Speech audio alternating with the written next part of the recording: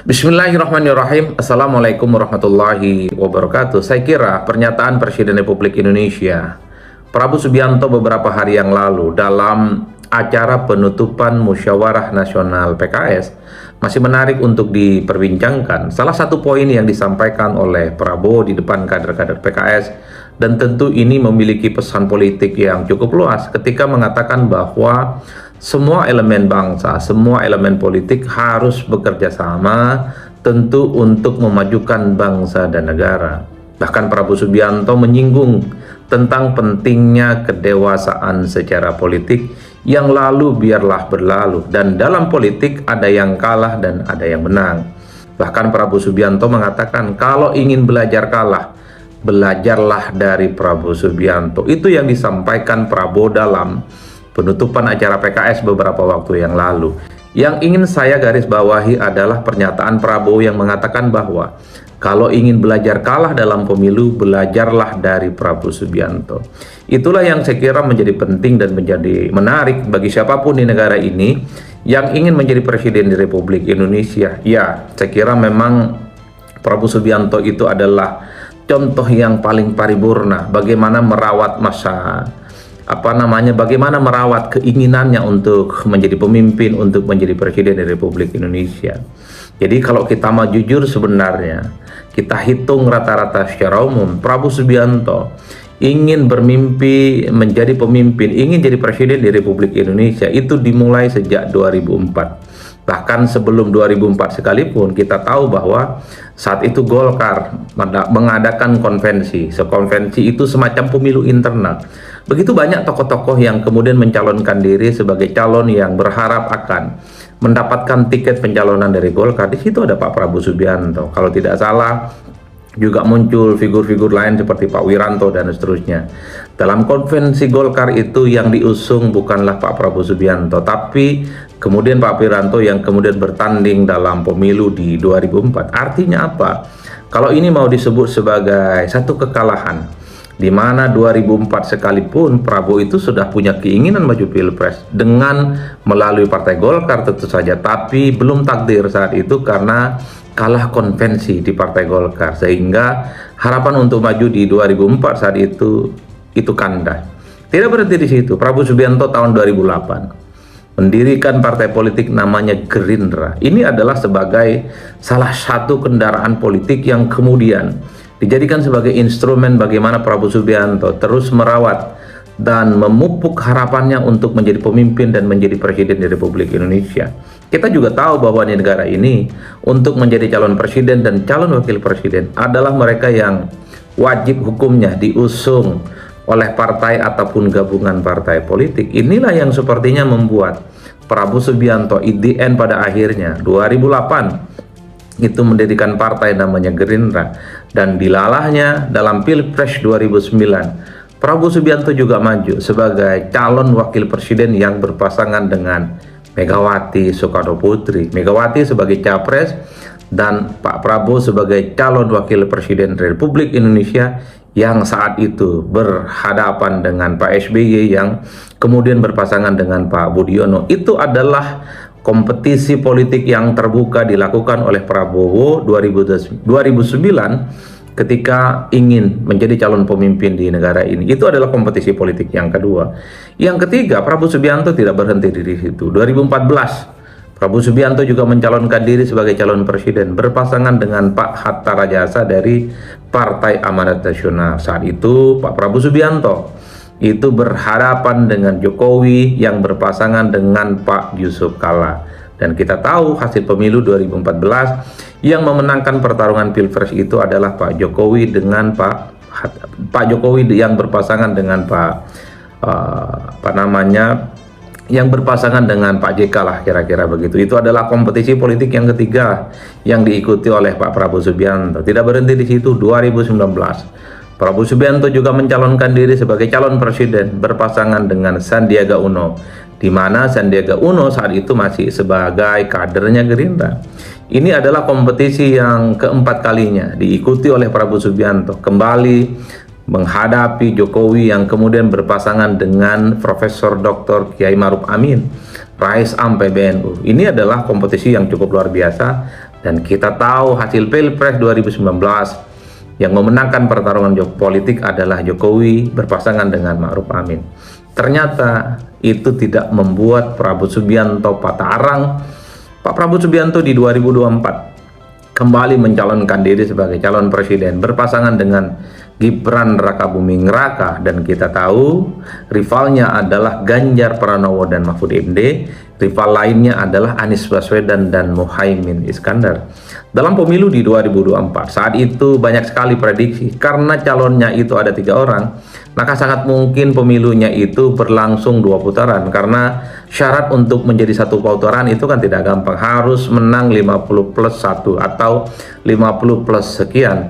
Kalau kita membaca saat itu dinamika survei, memang sepertinya agak sulit untuk memenangkan pertarungan 1 putaran bagi siapapun. Tapi kita tahu hasil pemilu di 2024 itu mengantarkan Prabowo Subianto dengan Gibran memenangkan pertarungan Pilpres dengan 1 putaran. Tidak ada putaran kedua ataupun putaran-putaran yang lainnya. Saya kira pernyataan Prabowo Subianto beberapa waktu yang lalu mengatakan bahwa jika ingin belajar kalah, belajarlah dari Prabowo Subianto. Itu pernyataan eksplisit saat memberikan pidato politik di acara Munas PKS. Bagi saya ini kan tegas sekali pesannya. Jadi bagi siapapun di negara ini yang bermimpi ingin jadi presiden, entah itu ketua umum partai, entah itu yang saat ini bisa menjadi menteri, entah saat ini mungkin sebagai kepala daerah, atau siapakah dia, tokoh agama, pemimpin bangsa, ulama-ulama, para masyayikh atau siapapun, kelompok-kelompok pemuda, para aktivis, pekerja-pekerja politik, dan seterusnya dan seterusnya. Kalau kita memang ingin belajar bagaimana memenangkan 1 pertarungan politik, ya kesabaran revolusioner yang cukup luar biasa yang dipertontonkan oleh Prabowo Subianto itu adalah contoh yang paling nyata sebenarnya bagaimana untuk menjadi seorang pemimpin itu jalan yang ditempuh cukup berliku dan cukup mendaki. Karena kalau kita mau bandingkan dengan presiden sebelumnya, memang relatif lebih mudah untuk memenangkan pertarungan.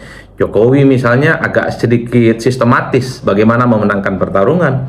Di Solo 2 periode menjadi wali kota, kemudian mencalonkan diri sebagai calon gubernur di Jakarta, menang, dan kemudian mencalonkan diri sebagai calon presiden 2 kali berturut-turut menang. Tahapan-tahapan politiknya yang terjadi pada Jokowi relatif juga agak lebih mudah gitu ya. Begitupun dengan Pak SBY.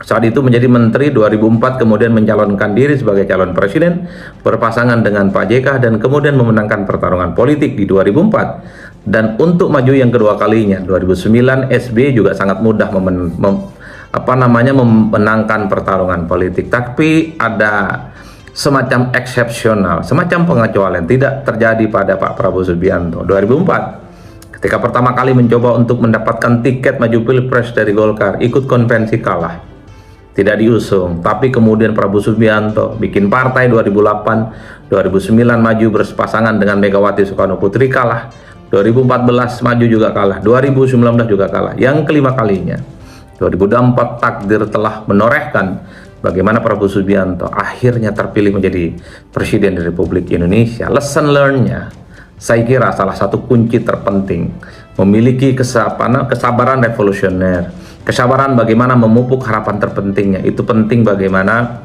mungkin kita melihat orang-orang di sekitar kita yang selama ini kalah pemilu dan kalah Pilpres, kalau cuma sekali kalah, ayo bangkit lagi.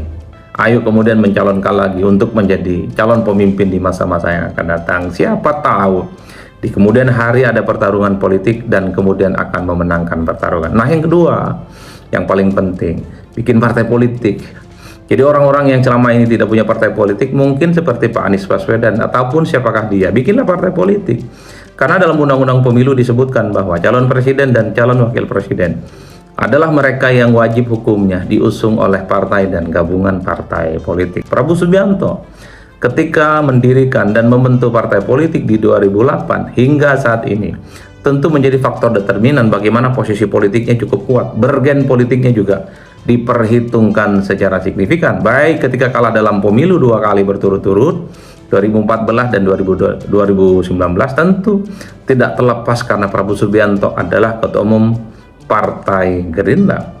Oleh karena itu bagi saya menjadi penting sebenarnya dalam melihat 2 variabel sekaligus. Pertama, sabar secara politik, kalah lagi, mencalonkan lagi, dan pada ujungnya siapa tahu ada cahaya di ujung terowongan. Karena dalam politik itu tidak ada yang disebut dengan kekalahan abadi, dalam politik itu tidak ada yang disebut dengan kematian politik secara abadi.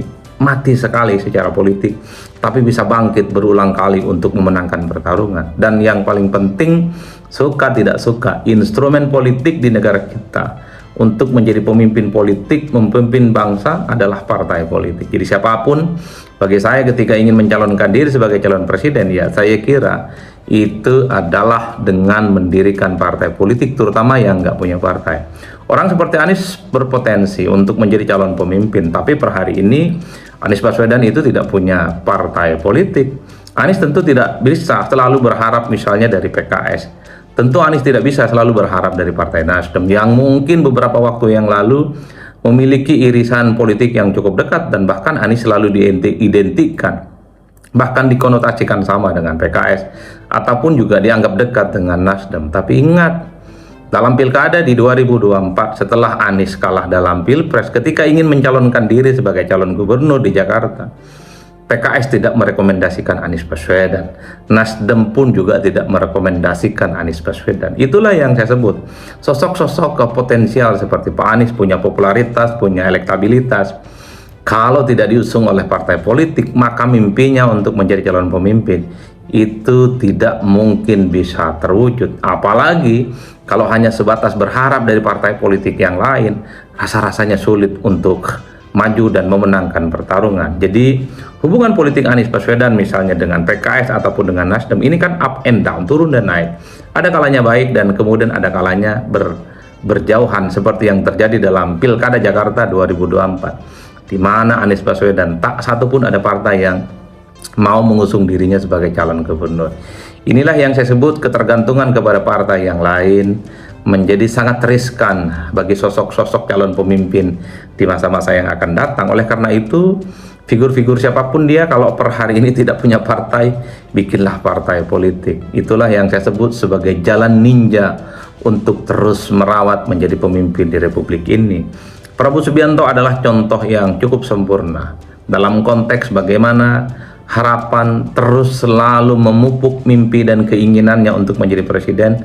Itulah yang kemudian kita lihat sejak 2004 hingga 2024. Ingat loh, sejak 2004 Pak Prabowo Subianto itu sudah ingin menjadi calon pemimpin nasional, dan mimpinya itu terkabul dan memenangkan pertarungan setelah kurang lebih sekitar 25 tahun lamanya. Waktu yang cukup panjang. Itulah yang saya sebut kesabaran revolusioner mendirikan partai politik adalah menjadi salah satu kunci bagaimana hari ini Prabowo Subianto kita saksikan sebagai Presiden Republik Indonesia. Saya kira di situ salam politik syai'un pastinya mantap semantap-mantapnya. Wassalamualaikum warahmatullahi wabarakatuh.